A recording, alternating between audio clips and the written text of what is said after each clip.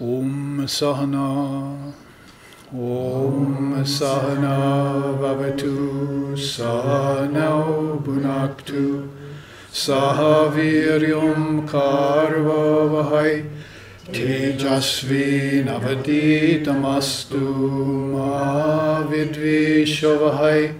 Om Shanti Shanti Shanti. May Brahman, the reality, protect us. May Brahman sustain us. May Brahman illumine our thinking consciousness. May we not find fault with each other, with the teachings, or with the world. And may what we study be a source of inspiration to us eternally. Om peace, peace, peace. May peace be unto us, may peace be unto all. Om Hari Om.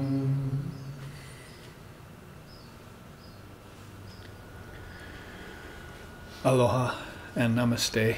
We are back with our live streaming audience. We here took some prasad, some sanctified food at the break, of all different kinds. Some of us are vegan, some of us are vegetarians, and so we live at the ashram free of meat eating and other practices that are associated with yoga, not just the yoga of health, but the yoga of mind.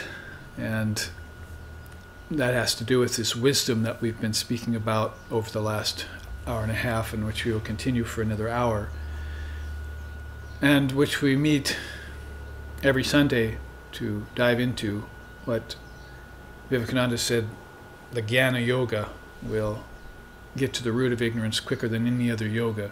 It's the sword stroke that cuts away. And if you can combine it with a background in bhakti and devotion, then all the better. Or if you can use it to go the other direction towards meditation, even better still.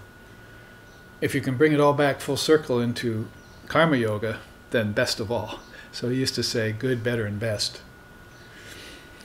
So the four yogas there for the active temperament, for the contemplative temperament, for the studious temperament, and for the devotional temperament. Very important. And they can act much like the avatar can act, and the Trinity, as we were ending up the last half, can act for you as doorways into the Word, doorways coming back out of the Word, and into the realms that are made of the Word, because the Word is intelligence itself, and intelligence is like sunlight coming off of that world of the Trinity, like a very subtle sunlight that is consisting of rays of wisdom rather than rays of warmth. They have their own inner warmth, and they will destroy the numbness of ignorance. They used to say if you are in a cold Arctic place and you're numb and cold, but you encounter a bonfire all of a sudden, like a forest fire, you stand near it and warm yourself up, and when the numbness goes away, you start to feel those pinprickles, you see. So if you start to feel a little pain when you expose yourself to the fire of knowledge, that's a good thing. And those are the pinprickles of ignorance going away, the numbness of ignorance. And then pretty soon you're going to be basking in the sunlight of that intelligence, and you won't even remember what ignorance was like anymore. One day I awoke and my ignorance was gone, gone, utterly gone, as one of the songs tells us. Who can veil the truth? Who can keep a blazing fire tied in a cotton cloth? Another beautiful song you might want to write down and memorize. So this seer does not even remember what it was like to be ignorant, so has to meditate a little bit on ignorance. Let's see, what was it like to suffer? What was it like to be ignorant? See. And he finds out when he comes down to this world what it's like to be ignorant again. Because he finds people in so many different admixtures and combinations of knowledge and ignorance. There are people who are pig ignorant, is the expression I think I used. There are people who are very intellectual, but they're still ignorant of spiritual things. There are people who are worldly wise. There are people who are all caught up in religious knowledge, which is still, according to Vedanta, called aparavid, lower wisdom. But when you get to paravid, the supreme vid is the word for knowledge. It's also the word for ignorance, avid. When you get to that level of paravid, then you are really in the realm of this sunlight of wisdom, and no greater emanator or sun. You get to the Father through the Son here could also mean S-U-N. You get to the Father through the Sun of wisdom that's emanating rays of knowledge, spiritual wisdom, all the time. That's its nature to do so. So you come close to those beings, as we've been talking about in the first half, then your ignorance goes away. In most cases for you, Holy Mother said, it's not going to take a lot of time because you've already had a good inkling, a good glimpse, or an intuition, as they say, of God being in everyone and in everything. It's something that sensitive people are awake to already. So Ramakrishna said, in the beginning, man is ignorant, only interested in the many things around, and is distracted by them. Then he finds out, he begins to see that God is in every being. So then all of a sudden he gets knowledge, and his ignorance starts to quit his mind. Then pretty soon he can talk about nothing else but God. We had that quote last week in our class in Pahoa. And so that's a sort of triputi again. The avatar is going to have to meditate on ignorant humanity, going to have to meditate on the seekers, is going to have to meditate on those who have arrived at the goal. He'll make them fishers of men, see, if they have arrived at a high state. And the others he's going to have to deal with on their own level.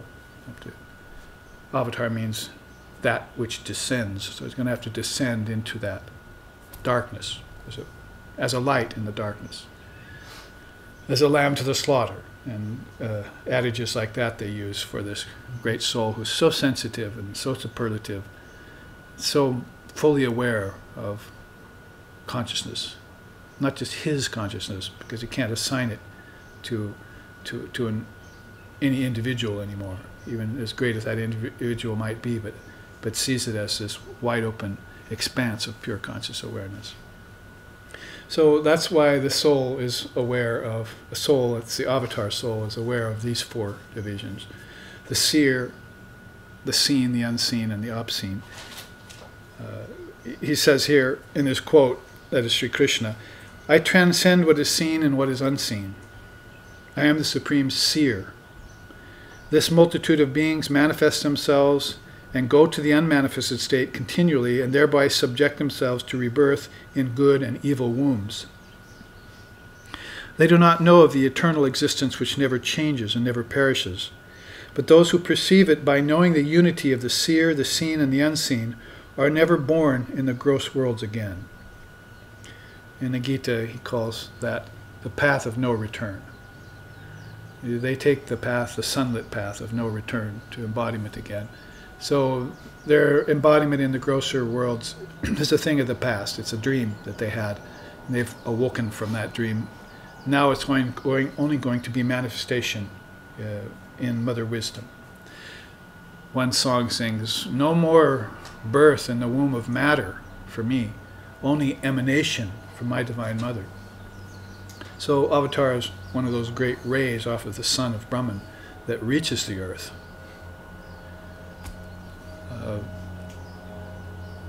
And therefore, even when it appears in a body, it's not being born in gross matter, because it has no identification with the insentient, see, with the gross, with the obscene. It merely forbears that, because human beings are still holding, as we were saying in the first class, they're still holding that ignorance and preferring to suffer, preferring preferring the darkness to the light. It's really very odd when you see it, but there it is. So a sloka like that out of the Gita shows us, among other things, that if you can pick up a scripture from India, you'll get the straight dope right away. You're not going to have to be an ant and go through all this mixture and admixture of good, bad, and mixed knowledge. They just put it as it is. And they've always done so and continue to do so even up to the time recent time with Swami Vivekananda and Ramana Maharshi and others. They're supremely adept at telling the truth, and usually, unlike myself, more sparse with their words. But the gurus, the acharyas, the teachers, they have a good concourse going on, a good relationship going on with words and flows of wisdom streams. So a way of providing people in this world a path to higher understanding that is, as Vivekananda said, and as I was just saying, the quickest way to destroying your ignorance. Bhakti being the long, slow boat, the scenic route to China, or to India in this case. And meditation also could be very swift, but if it's not based on wisdom, then it could lead you in a bad direction. Formless meditation has dangers to it. These chakras also have poisons, as well as nectars. That's how the Upanishads describe the higher centers. The poisons aren't just in the lower centers, but they're very subtle poisons. Like the poison here would be disorientation. If a soul arrives there too quickly after meditating at the heart, and it makes a premature jump, as it were, then disorientation can happen. And so there are some very subtle dangers that have to be taken care of by slow progress, from stage to stage. Avastas. The Avatar is a master at teaching avastas. There are instances in Sri Ramakrishna's life, for instance, where people would come to him different levels, and he would always give them the next step of their spiritual evolution. He would say, yes, that's good, you understand that, now think about this. And he was very good at just expertly taking them. It didn't matter if they were ordinary people who were first entering the path or very advanced seekers. He still had the next key for them, and he could lead them on that way. That's called avasta. It's proceeding by stage. The mind gets enlightenment by stages. And that's a statement, a direct quote from Sri Ramachandra, whose birthday was yesterday, Ram Navami, one of the oldest of all avatars on record. So with this quote, we can see the seer. This is really a kind of simplistic overview of the whole thing. This is why I put this chart together. It's in my newest book also that's about to come out, called Dissolving the Mind Stream. I finished it actually 3 or 4 days ago, and we're working on it now too. It's got some 12 to 16 charts in it. This is one of them. And it's toward the end of the book that I put this as a kind of simplistic overview, because there's been a lot of philosophical thinking, deep introspection going on of these kingdoms of heaven within you, so that you know where you're passing, what bardo you're passing from in any given time after your body's demise, or as you're taking on the next body, so that you're doing it all consciously. I mean, this is basically what we have to assign, that ability and that talent to the avatars and to the illuminaries. They do come in possession of their wisdom. They do have samadhi early. They do live just 32 years, or 38 years in Vivekananda's case, 39 years, and have their realization very early and get right busy to the work. I must be about my father's business. See? Or in Vivekananda's case, my mother's business. He said, you don't understand Mother yet. You have not caught my fire. Mother is my special thing. So this mother path, the path of the goddess, Mother Kali in particular, was what Ramakrishna transmitted to Naren, who was a very pure Advaitist and was not buying into God with form early on.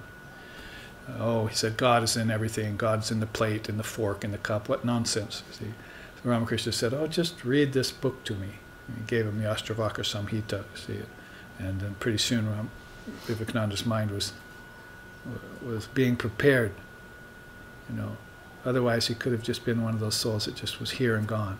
See? Here and gone. I've seen everything there is to see here, and I didn't see anything. It's a mirage. I'm leaving. But Ramakrishna had come down. There are songs about that, beautiful songs. Today, along the star-strewn path, the Avatar and his divine companion have descended to earth because the arc of the world is suffering in lust and greed. There's a line right out of a song written by that man on the altar, Swami Shardananda, my teacher's teacher. Beautiful song. Stimita Chit Sindhu Bedi. So from the ocean of consciousness, a divine form was molded. That's Ramakrishna. Like casting a billion suns in a mold. That's how he expressed it. So Avatar is like a billion suns in a mold. And will project itself down through this cosmic process, through these stations of the kingdoms of heaven within, from the Word right on down into the mother's womb, and will come out. When Ramakrishna came out as a baby, the first sign of his spirituality was that he crawled away from the crib into the hearth and got soot all over him. His mother came back in, he was covered with ashes. Who does that remind you of? Lord Shiva covers himself in ashes, you see. So the very first thing he did was roll in ashes when he came to this earth. You can take that in so many ways, from ashes to ashes, dust to dust. As he grew up, he looked back on his childhood and he said, if I had known Kamarpakur was real, Kamarpakur was his village, if I had known that Kamarpakur was real, I would have covered it in gold. But I found out it was unreal, so I renounced it. He was not buying into the world and its appearances whatsoever. And this is a truth knower of the highest order. So, what is it about Christendom that didn't follow the teachings of the renunciate Christ? Not that all householders have to be monks or sannyasins, but the teachings don't change thereby. The teachings are the same for a householder as they are for a monk. They just change in their intensity or in the situation. But the teachings themselves are like gold. So he says, that's why he says, to try and seek enlightenment without knowledge and the guru is like trying to grow crops only at night. It's not going to work very well. Now some of those adages under the category of the seer, Brahman, Atman, Chaitanya, Chaitana. When you hear words like CH words, it's not like CNH sugar in Hawaii. It's a spiritual sugar. Chaitanya means consciousness, and so does Chaitana. The idea is that a consciousness that shines of its own light. Moon doesn't shine by its own light. The sun shines by its own light.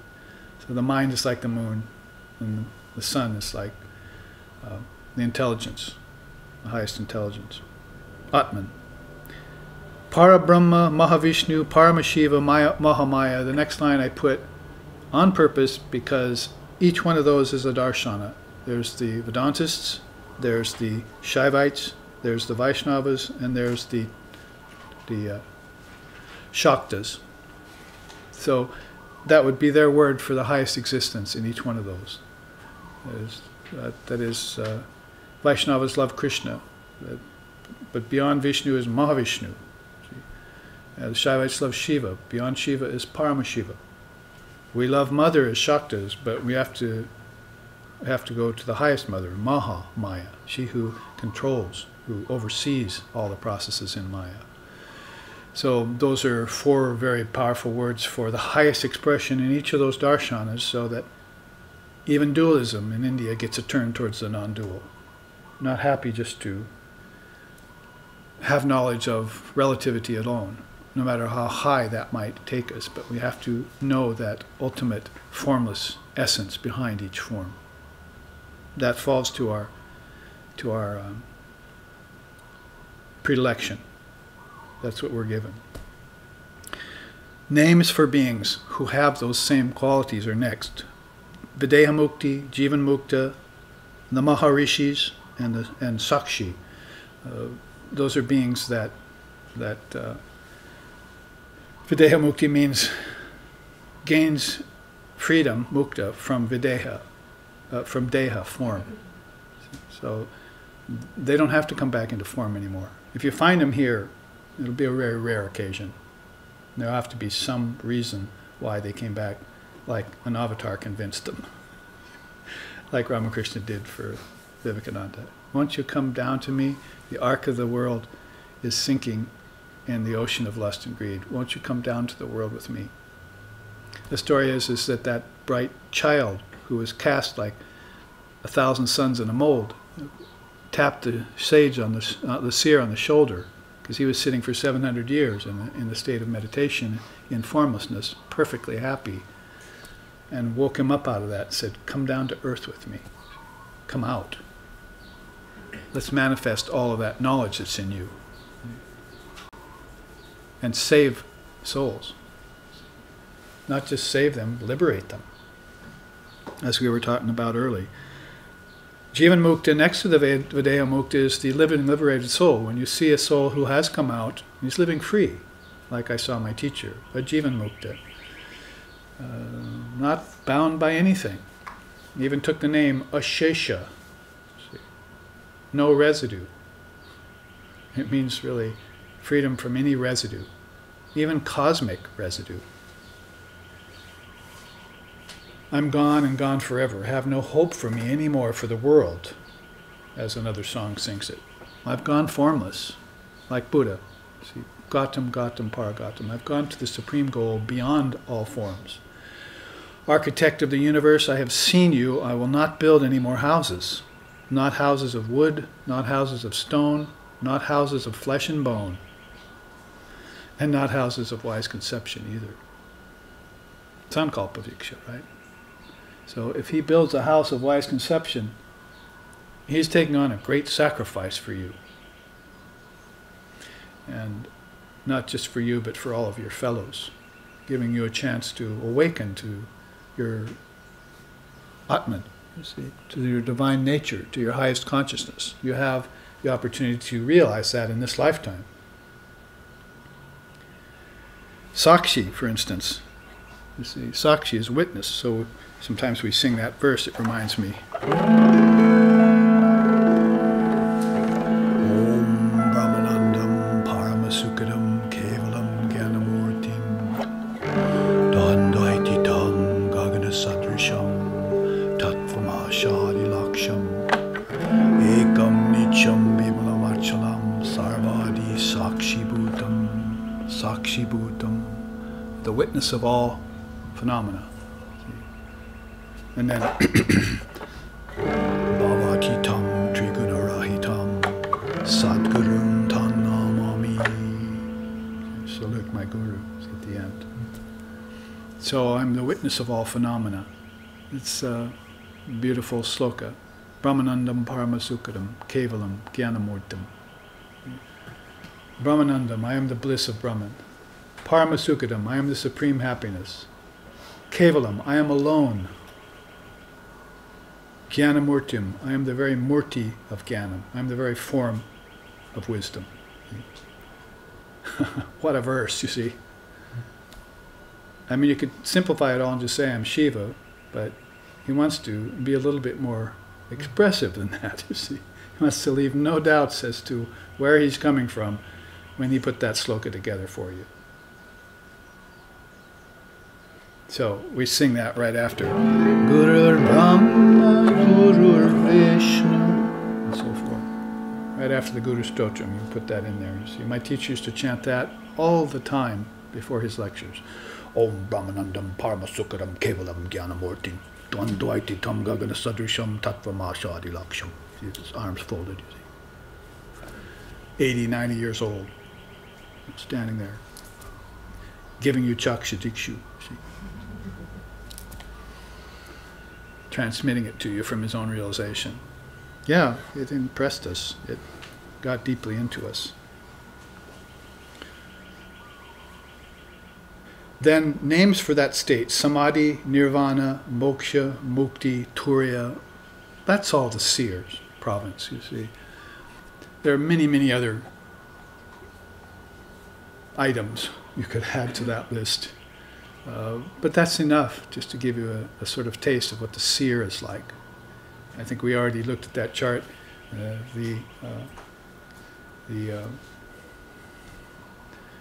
What's it called? The Constitution of the Luminary.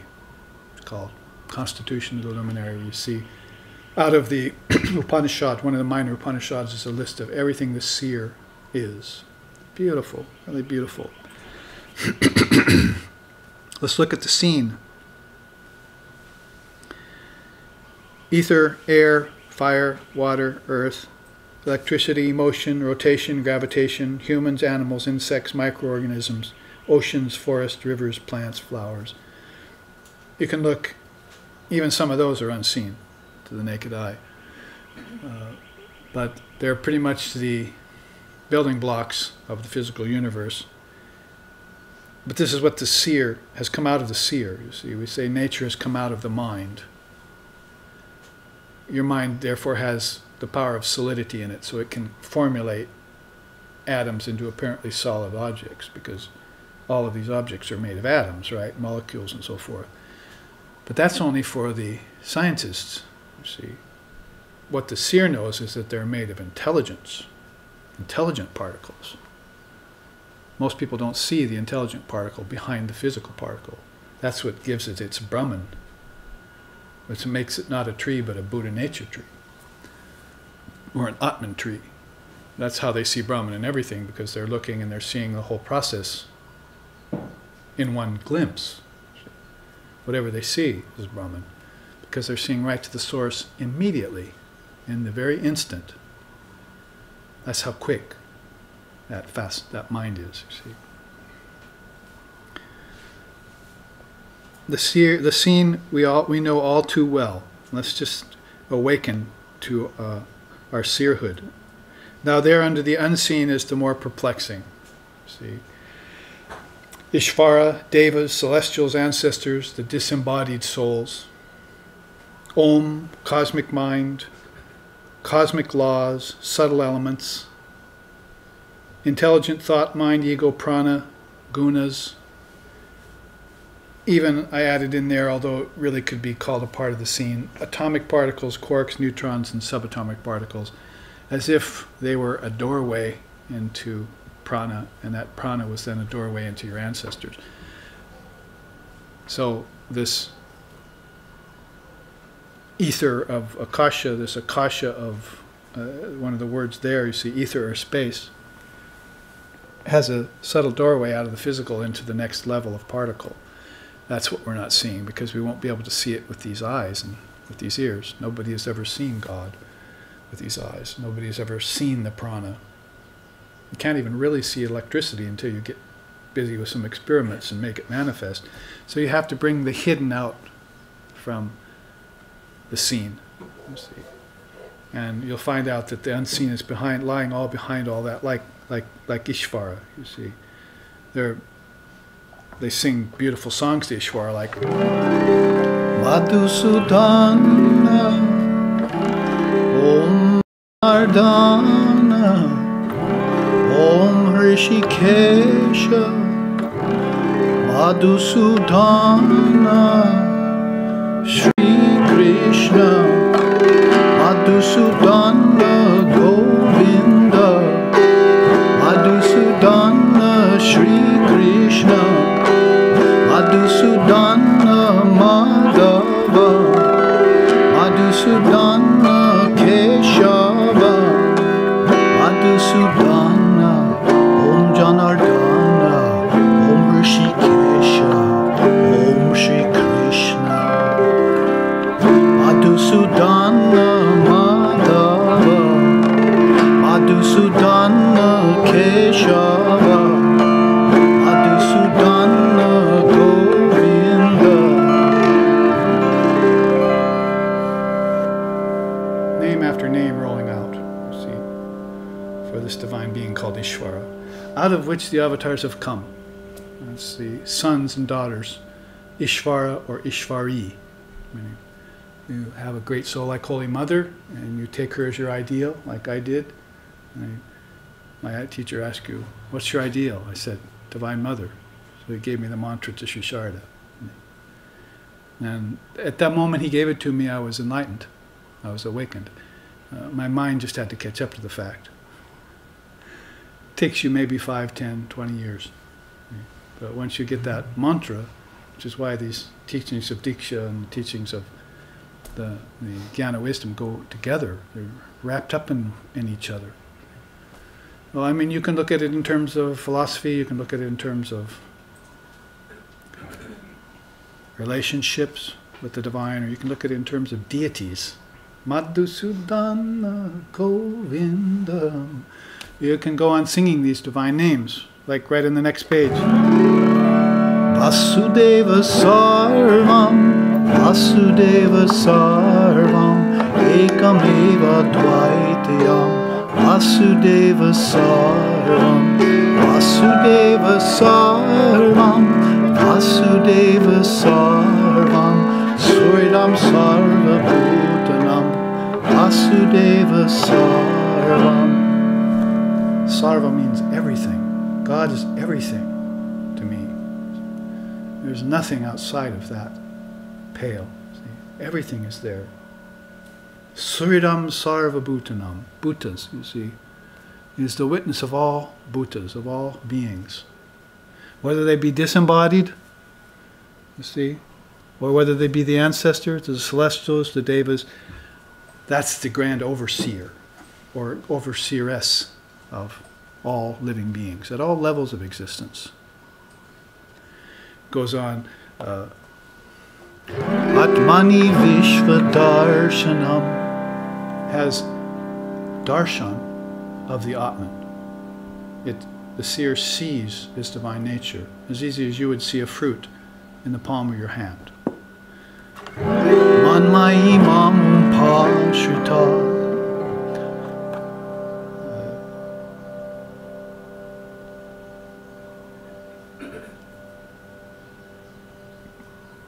allows for refuge.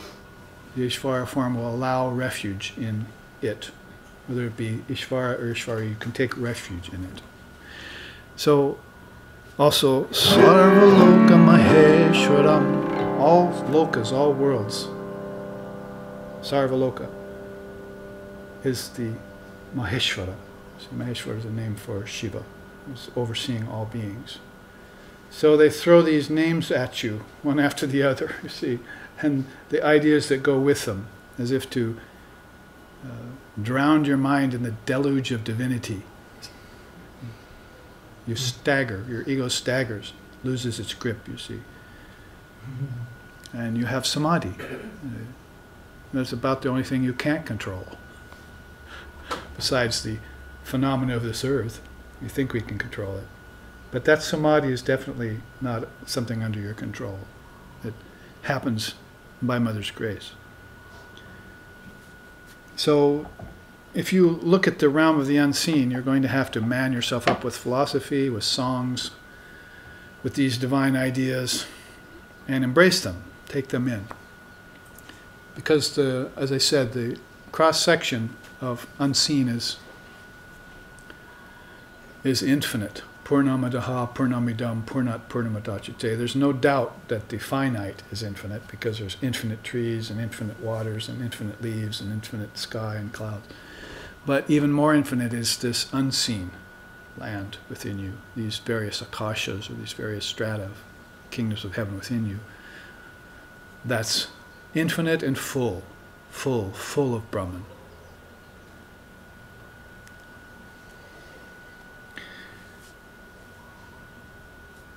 After saying and singing that, I hardly don't even want to introduce the last cross-section to you. But it came up in satsang today, and we had to deal with it. Violence, war, the power of domination, I'd say, well, let's go on. Genocide, rebirth, selfishness, hatred, deceit, insincerity, ignorance, egotism, delusion, vanity, weakness, worldliness, body attachment, superficiality. These are some of the facets of the obscene. And what I was about to say was probably domination would be in the name of this insanity today. The will or the desire to dominate over others. It's actually an occult power. And so Vivekananda has said, oh, when will man become friend to man? So we're waiting for that to happen. And give up this craziness, this desire to dominate over other people, to hold control over others.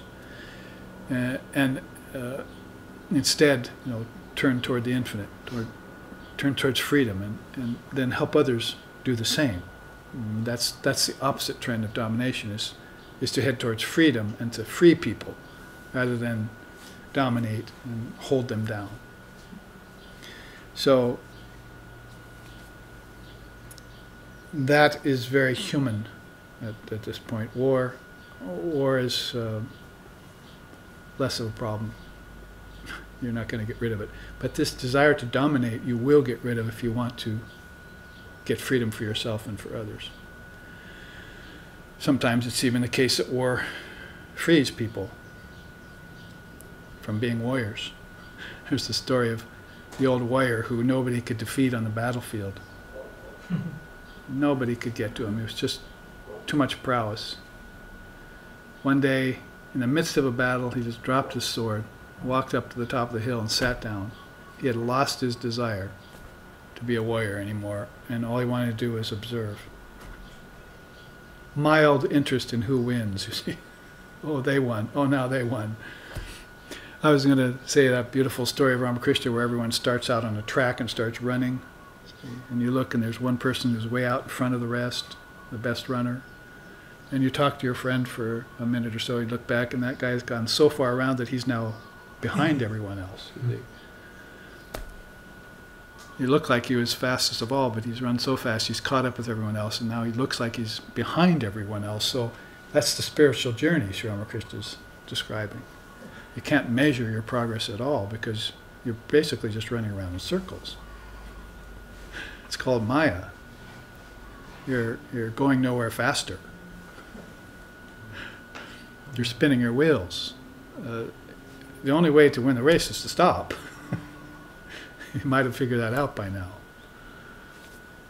So, cease and be still. We talk about bijams and mantras last half. There's one that she uses very rarely, called hum, H-U-M, hum. If she breathes that on the battlefield, everything freezes. Flesh and bone bodies dissolve. And there's no more battle anymore. She wants to bring it. She gets tired of the constant conflagration. She gets tired of battling with egos all the time. There are powerful songs written about it. The evils have, fingernails long like winnowing hooks, and horrible faces with fangs, and they're coming at her to try and destroy her on the battlefield. She dispatches them all. You see, but pretty soon she tires of that battle. This is the Mahamaya we're talking about, right? Pretty soon she dispatches them all and she's tired of it. So she wants everything to stop because the ego is constantly throwing up more forms of itself. Then she just goes, hum, and she holds out her Abhaya mudra. Cease and be still means everything stops. So really the symbology is that if the meditator can say that to his mind, somebody said at the break, I'm having a hard time concentrating, and I hear noises or my mind wanders and so forth. Common, one of the four impediments of meditation. There are 4 of them, major ones, and that's one of them. So that kind of distraction. So cease and be still. Whole mind, cease your constant talking, your constant. You're acting like a young teenage girl, and with her makeup. You see, talking all the time on the phone with your friends. You see, just cease and be still, be quiet. One father told me a couple of weeks ago, had me laughing. He said, my daughter came up to me and said, I'm having a hard time meditating, I can't concentrate. So he told her, well, you concentrated perfectly for 30 minutes in the bathroom blow drying your hair 2 hours ago. Why don't you use that same power of concentration in your meditation? You see? Blow dry your subtle hair. Do a puja inside, So, cease and be still. Hum. It's a dissolution bijam.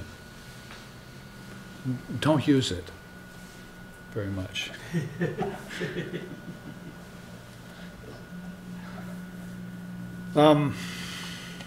Let's look here.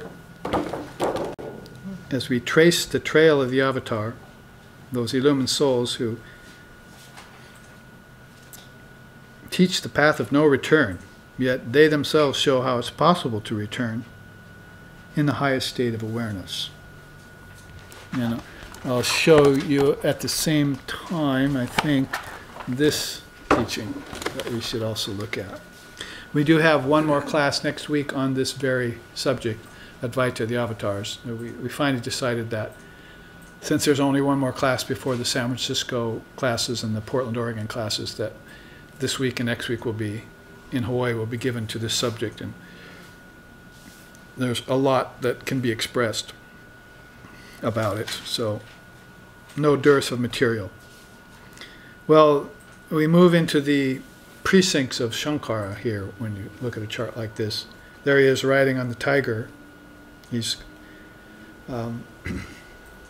tamed all animal passions, if you want to put it that way, the symbology of that. There's one of his quotes at the top. For those who are suffering very much from the effect of the heat of the sun's rays on the road of this world, wandering the desert of samsara in expectation of water, world-weary, the scripture Vivekachudamani is the nearest ocean of nectar, which reveals the presence of the non-dual Brahman. May the instruction of Shankara, the incarnation of Shiva, which is the way to the bliss of nirvana, be successful. So, some slokas at the very end of the Vivekachudamani, these non-dual scriptures that we've studied and that I'm constantly advising for you to read, really easy reads. I mean, if you want to study them with the teacher, you can get down deep in them and really chop them up and cut them up and look at them in different angles, a little bit like we do here in these classes. But usually the Indian scriptures are quite an easy read. They're not hard to understand. There are some abstruse ideals, ideas rather, but they've been put in such fluent English by some very akamai, Hawaiian word, in the know kinds of Indian, contemporary Indian rishis, maharishis, that they're pretty easy to understand. The Upanishad, some of them can be read inside of 10 minutes. You can read an Upanishad. So it's not something that if you just want to read it and get a flavor for it, an idea, that's going to take you very long. Yes, if you pick up the Gita, then you can get condensed versions of that, which you could probably read in a couple days, even a few hours if you read it from cover to cover. But there are versions of it that have many commentaries on each shloka too. So we've even put out a CD series, which you can study the Gita with the CDs. Did you ever finish that?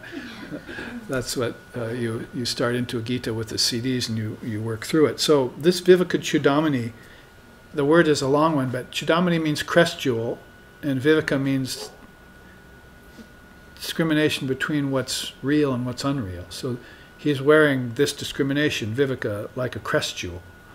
And it's his most famous scripture. Shankara is called Amsa Avatar because he was an incarnation of Shiva and considered that. And he also wrote scriptures. And that's a very strange, a very rare combination. I mean, avatars don't usually write scriptures. They come and they introduce the scriptures to people, or discourse on the scriptures, or epitomize the scriptures. They're like walking Bibles, walking Quran, walking Vedas. So to have one come and to actually compose scriptures for you, and this was in 700 AD or so, you see, 1,200 years after Buddha and 700 years after Christ, and maybe 500 or 600 years after the father of yoga. So very well placed in that whole scheme of avatars that come about every 500 or 600 years, they say. Great, great souls, steamliners across that ocean of consciousness that carry many, many, many souls to liberation and others to salvation if that's all they can manage. So Shankara being one of them, that Vivekachudamani is one of the most powerful of all his scriptures. I think it took us 2 years to study it when we were going through it. Maybe 3 or 4, sorry. Did it take us that long? So 3 or 4 years to go through the whole thing as a study when we did it a few years back. Well, this really is to say, what is a great soul like that like? The question there in the upper left-hand corner, what does he eat? What comes naturally, free of anxiety? Where does he sleep? on the ground, in a forest, in a castle, or in a hut, it matters not. Vivekananda, I don't think he was calling himself that then. He was probably calling himself Satchidananda. He was still in India. The master had passed away. And he was this young, glowing sannyasin that was making a huge impression on people, but he just wandered the whole breadth of India. And sometimes the Maharajas would hear about him near the castle, and they'd send for him. So some nights he'd be sleeping in a castle, and other nights he'd be sleeping in a hut of a villager, and other nights he'd be sleeping out in the wilds, with wild animals and so forth. And sometimes he'd be eating sumptuous foods on gold plates, and other nights he'd be eating, a few little grains of rice and banana off of a banana leaf, you see. Or sometimes a cucumber someone gave him saved his life once. He hadn't eaten for 3 or 4 days, and a villager gave him a cucumber. It was actually a Muslim who gave him a cucumber. So, what does he eat? Whatever comes, without anxiety. And where does he sleep? Whatever presents itself. What does he drink? The nectar of truth from the Guru. Now, if you're talking about Shankara's Guru, oh my God, you see. And his Guru, see, his Guru was Govindapada, and Govindapada was supposed to be a direct incarnation of the father of yoga, Patanjali, who had lived 500 or 600 years earlier. So he had come back to teach Shankara, you see, into the form. Beautiful story about that, how Shankara found him in a mountain cave that had an avalanche, and he had to clear the avalanche to go in, and found Govindapada had been sitting there for weeks and weeks in samadhi and was about to expire. And he brought him out of samadhi and so that he could teach him certain things. Well, that's the nectar of truth from the Guru. But what about Shankara's Guru's Guru? Gaudapada. If you say Gaudapada in India, it's like immediate hand salute, because he was the one that wrote the famous Karika that affected East and West alike. So that's the line of gurus you're talking about when you talk about Shankara. His Guru and his Guru's Guru were supremely enlightened, both of them. He is without a companion, but loving the self in everyone. He is sometimes expressive, sometimes quiet. Sometimes a wise one, sometimes acts like a fool. Sometimes learned, sometimes illiterate. Sometimes respected, sometimes unknown. Full of power, but seemingly helpless. Non-violent, that is. Shunning enjoyment, but ever contented. Not like other beings, yet seeing equality in everyone. Engaged in action, yet doing nothing. Seemingly finite, but all-pervasive. Temporarily in the body, but not identifying with it. Some of the ways they use to explain a great being. Does he walk? Yes, the path of Vedanta. Does he sport? Yes, his sport is Brahman. His sport is expressing Brahman.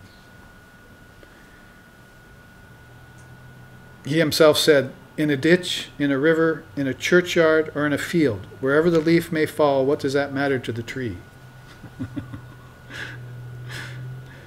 Like the destruction of a leaf, a flower, or a fruit is the destruction of the body's senses, vital forces, mind, intellect, and all else to the wise seer, but not of the Atman, of that one who stays always in ever blissful state. He remains always like the tree, not like its leaves. Oh, you can see where he's coming from. Here's another quote from him. The stone, tree, grass, paddy, husk, etc., when burnt, become one form, ashes. Just so, the body, senses, vital forces, mind, and other appearances, upon being consumed in the fire of knowledge, become Brahman.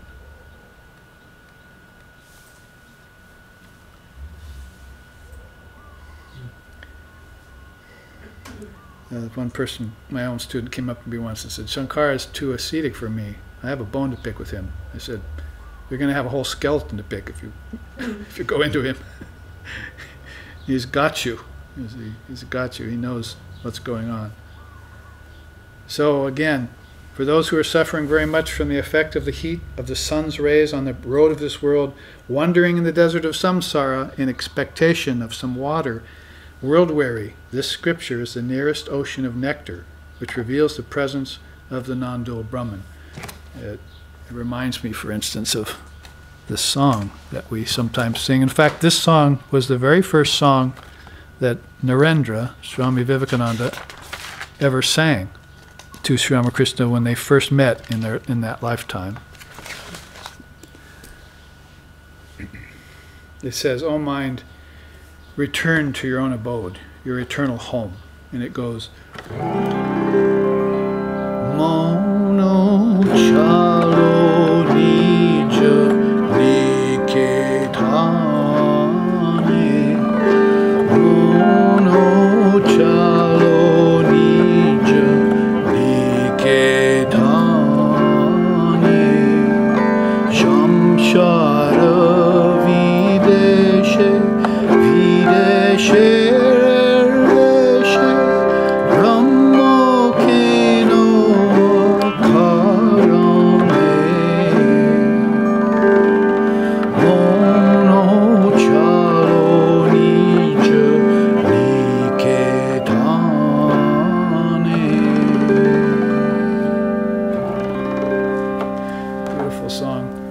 imagine the young Narendra, a teenager, meeting Sri Ramakrishna for the first time. "I hear you sing." "Yes."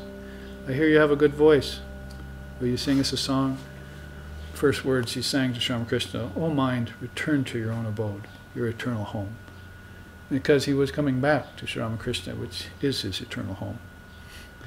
The avatar, Ishvara, is our home in relativity. And if you don't have that home, then relativity is your home itself. So he sings samsara videsha, videshere veshe. So samsara means rounds of birth and death in relativity, in repetitious rounds of suffering and pleasure. World weariness is how he put it here, right? Those who are suffering on the path of life. Well, this song goes on to sing, "O mind, set yourself to the path of truth and walk every moment, lighting your way with the lamp of devotion. Secretly and with great effort, keep the riches of your good deeds with you for sustenance and provision. Greed and delusion are the highway robbers along the path of life. They rob all travelers of their belongings. With great care, keep the two sentries, Sama and Dhamma, to watch over you." Samo Dhammo, he sings, you see. Sama is inner peace, Dhamma is self-control. So those are your two sentries against this two robbers on the road of life. So it takes the whole spiritual journey and puts it in a beautiful song. Adyodhanath Prakarashi, this beautiful Bengali man who wrote this, lover of Sri Ramakrishna Paramahamsa. So, O mind, return to your own abode. Now, in the time remaining, we can see what that abode consists of by inspecting this other chart I have up for you here on your left. The 6 treasures and the 6 divine powers of God. Now I was going to show it in accord also with this chart, because here you see side by side the 8 occult powers which you want to avoid here, and then the great 8 accomplishments here, and then here are the 6 treasures of Godhood, of divine powers of God, which are here and here. 6 treasures. So this is a sort of composite chart. This is a more specific teaching on the actual teachings. Vedavyas, the father of Vedanta, nice to have a quote by him. He says, "As the web comes out of a spider and sparks come out of a fire, so this whole universe proceeds from the beloved goddess, the primal force of existence. We salute her, the Mahashakti, within whose Mayic power this whole universe, moving and unmoving, is projected, sustained, and withdrawn." Sankalpa. Dissolving the mind stream and projecting the mind stream. All under her auspice. That would be Sankalpa Diksha. That would be the power of an avatar to project itself into the stream of the mind of collective humanity and ancestors and all. It will come down for that purpose. Now you see underneath that quote some of the beauty reflected. Sri, the word actually Sri is a name for Lakshmi, the goddess of abundance. So here, when we say Shri, we say unlimited abundance. They say, if you're the son of a king, you don't ever want for anything. Or if you become dedicated to the avatar, especially of your particular age, but any age too will do if your devotion is sincere, that unlimited abundance will come to you, yet you won't own a thing. Bala is there, magnificent glory. Aishvarya, irresistible strength, yet you're non-violent. So that's why it's good to put that chart right after a chart like this, because it shows you these apparent dichotomies. Seems completely helpless, that's because he's non-violent, but he's got irresistible strength in him because he's overcome Maya. How many can do that? What inner strength it takes to overcome Maya, which is sort of like fighting a fog bank, you see, with your fists. Vijnana is the fourth, has got penetrating wisdom. Sri Ramakrishna used to say, Agyanis don't know that there's fire and wood. Gyanis know there's fire and wood but can't get it out. Vijnanis know there's fire and wood, can get it out, cook food, and feed you. So if you have Vijnana, that's a triputi, that's a backdoor out, that duality of knowledge and ignorance. This is supreme wisdom. So Vijnana is how they describe Sri Ramakrishna. He was a great Vijnani. Tyaga is there. He was a renunciation, but natural renunciation. Sort of like the crown of thorns that Christ wore, you see. Renouncing the world and all that. So in the case of Sri Ramakrishna, just supremely natural. Tejas, awesome splendor. We found out that there was a person named Tejas watching today, one of my students. He has a good name. That is this shining splendor of inner awareness. Just bring it out. Let it shine, as they say. The 6 treasures, an easy read, but it gives us an idea of the qualities of a transcendent being like that when it does come into form. That's what you'll see. If you don't see it right then, open your eyes. It will become apparent to you. Below, the 6 divine powers of God, as contrasted to, say, the 8 occult powers of people who want to dominate. I said that domination is a real problem. So domination here, you can see, would be one of these great occult powers that people warn you away from. They're called the Astabala Siddhas, the 8 powers that are occult in nature. They're tricks of prana, Ramakrishna said. So let's look at the 6 divine powers first. Jivatman, you are one of God's divine powers. I like the teaching very much. The human being is the power of God. You just say, well, it has the power of God in it, but actually the Jivatman itself is the power of God. You're an emanation of God. You're one of the wisdom facets of God. That's why you have intelligence in you. Now, wake up and use it, you see. Hone it. Pierce through Maya with it. That's what it's used for. And then once you're free, live a divine life and help others be free. That's the whole purpose in a nutshell of life. Living life in bondage is not a purpose. Becoming under the auspice of Maya is not a purpose. It's purposeless. So, beautiful, yeah. The Jivatman means the embodied soul. That is one of the powers of God. You are one of the powers of God. Walking around on 2 legs. That's why Vivekananda said, he came to the West, he said, oh, they don't know yet that they're just God walking around on 2 legs. They pray looking up. So I'm going to pray for you, Swamiji. Oh God, please help me. And Swamiji goes, who's he talking to?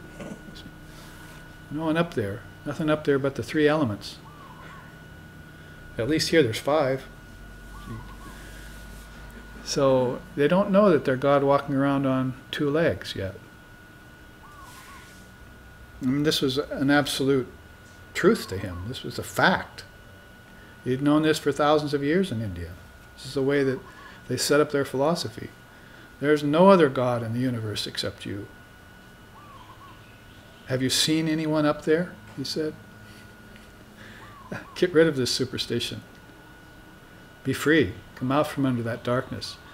He used to say, I have a clear light now, free of all hocus pocus.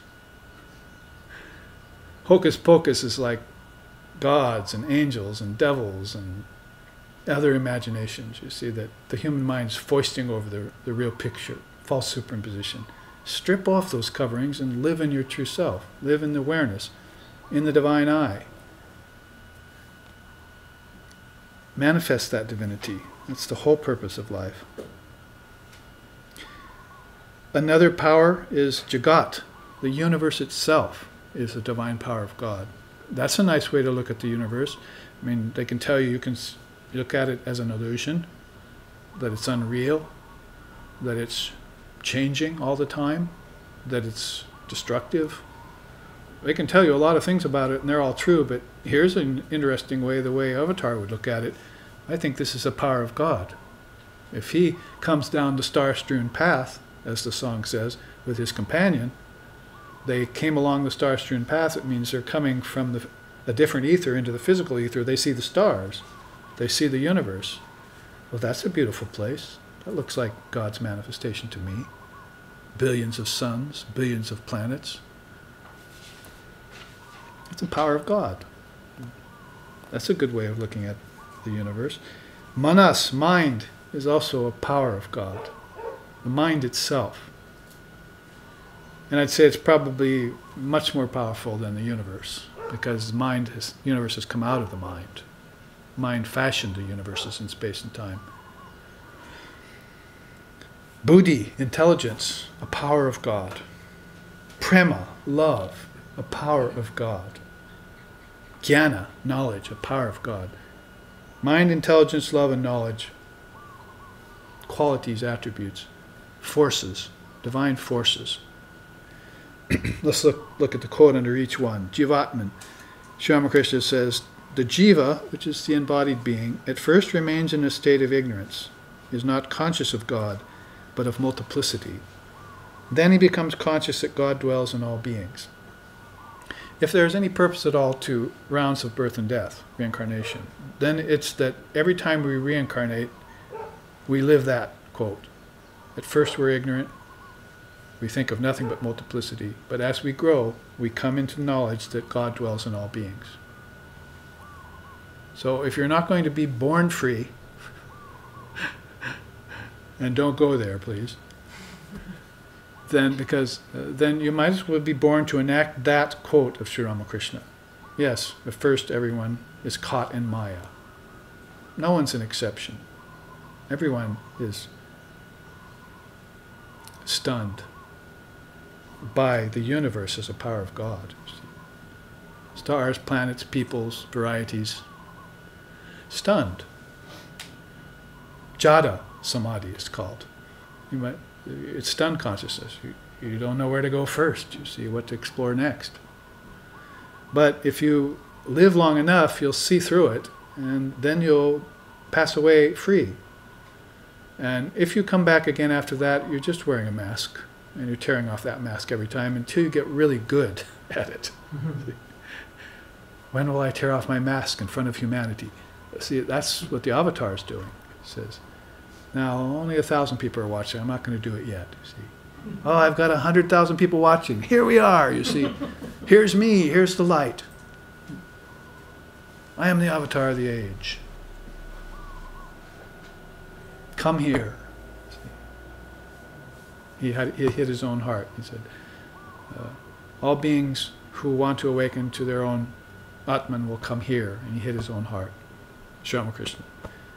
They will come to their heart chakra, or they will come to the Avatar, pretty much the same thing. Let's see the quote under Jagat. This universe is God's glory. You see, that's why he put it together with this 6 treasures. It's God's bala, glory. People see his glory and forget everything else. They do not seek God. This universe has evolved from the Supreme Brahman. Down stations, you see. It started off as the Trinity. Their world is very subtle, but eventually it ended up as the gross worlds. full of suffering, pleasure and pain playing out there. So this power of the universe, it's the power of God, but it's the power of Mahamaya. It can take you away from the truth, take you away from your divine mission here, your true purpose. Manas, mind, says, regardless of the path one follows, yoga is not possible until the mind is stilled. The mind of a yogi is under his control. He is not under the control of his mind. Beautiful quotes from Sri Ramakrishna. By the way, all taken from the Gospel of Sri Ramakrishna. So, quell the mind. It's a nice word in English. I was thinking about it last night. Quell. See? Like stifle a fire. Just quell it. This fire of active mind, restless mind all the time. Just stifle it. Cease and be still. Hum. Whatever you have to do. Still that mind, because you'll never get close to God who is actionless with an active mind. Active mind is fine as a go-to move, but as to know the nature of Brahman is to know actionlessness, stillness, quiet, peace, the peace that passes all understanding. You know what I mean. The quote under intelligence, a man's intelligence is very delicate and can get covered, distorted, or misled. He must therefore practice many austerities so as to acquire divine knowledge. Flint. That's how Sri Ramakrishna called Vivekananda when we first saw him. He's a flint. You can keep a flint in the river for 1,000 years. Take it out, it's still wet. It strikes spark even when wet. He said, most other people are like matches. Keep them in a river, they won't strike. But they do have sulfur in them, so take out the matches, put them in the sun, dry them out, and then they'll strike sparks, you see. Fire is possible in everyone. Atman is in everyone. That flint-like intelligence, which they call pratibha, is in everyone. But you're going to have to hone it. So this is the purport of his quote here. It's very delicate. It can get covered, distorted, and misled. Therefore, practice austerities and do away with that wetness of worldliness and live in a divine state. Strike sparks the minute you come into contact with anything. Burn away all false coverings. Live in the light. The quote under love, prema, we know there are levels of love. Prema is the highest. What is prema? The one who feels it, this intense and ecstatic love for God, not only forgets the world, but also forgets even the body, which is so dear to everyone. So the body becomes less important to you the more you see this divine reality. Often the case is that you forget the body, you also forget its illnesses. If illnesses are there and you begin to concentrate on them, believe in them, then they sometimes increase. So it's not a bad thing to become unconscious of the world, to become conscious of God. That is, give up the body and let it go its own course. Heed then no more how body lives and goes. Its task is done. Let karma float it away. So you become conscious of divine reality and the body just follows suit. That's actually the best way to do things. Like they told me once a few years ago, you have diabetes. And I said, no, I don't. My body does. I told the doctor that. Who's this guy? Get out of my office. But actually he decided to treat me. But that's the idea, you see. Don't let anyone tell you you're anything other than the Atman.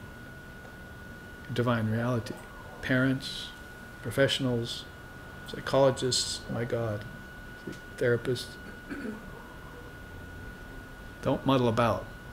Know yourself to be pure and perfect at all times, beyond time, beyond processes like evolution, beyond ideations like 7-day creation theory. Be thee perfect, because you are that. I am that. That thou art. Tattvam asi, aham brahmasmi. Whatever language you say it in, it has that ring of truth. And finally, we have the sixth divine power of God, Jnanam. Knowledge is a divine power of God. The Master says, intelligence, devotion, compassion, renunciation, these belong to the realm of true knowledge. Notice how compassion is listed in there. With these, a man comes near God one more step, and he will attain that. So if you have qualities like compassion, knowledge, renunciation, devotion in you, then you're just a step away from your enlightenment. Just fan the flames of those things, you see. Meditate a little more. Find out about these beings who will encourage you to reach the highest state of your own awareness. It is your awareness, by the way. It's nobody else's. Who else's would it be? Now, next week, because we're running out of time again, we will begin with this chart just to show where we left off, and we'll compare it with the occult powers and also with these teachings on Trividam Dukkam. I would like to put that across from the Four Noble Truths of Buddhism, because the three Trividam Dukkam, 3 kinds of suffering, and the Four Noble Truths are very much alike. One, a gift of Kapila, who was far before Buddha's time, and then Buddha coming along later. Buddha was actually born in Kapilavastu. So he was born in the very township that Kapila lived in when he gave the Trividam Dukkam teaching. So I see a great connection there, even though they're separated by several thousand years. So we will go to that, and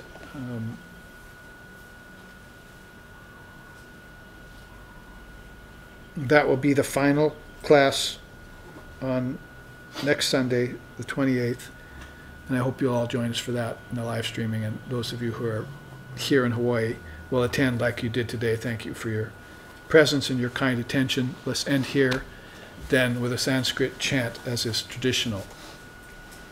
Om Sato, Om Sato Ma Sadgamoya, Tamaso Ma Joytir Gamoya, Mrityorma Amritam Gamoya, Abira Abira Mayiti, Rudrayate Dakshinamukam, Tenamam Pahinicham, Om Shanti Shanti Shanti. Lead us from lower truth to higher truth, from darkness to light, from the unreal to the real, and from the illusion of death to eternal life. Reach us through and through, O Lord and Mother of the universe, with thy sweet and benign presence. Om peace, peace, peace.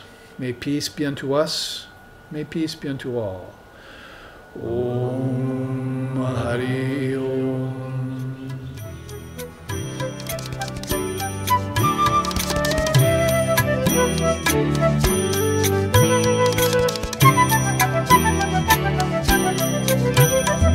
Shankara Mahadeva Deva, Shankara Mahadeva Deva,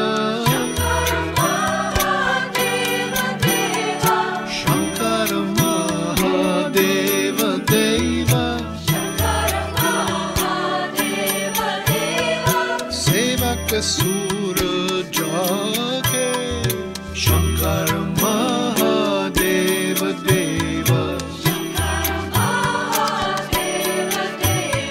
Shankara Mahadeva Deva,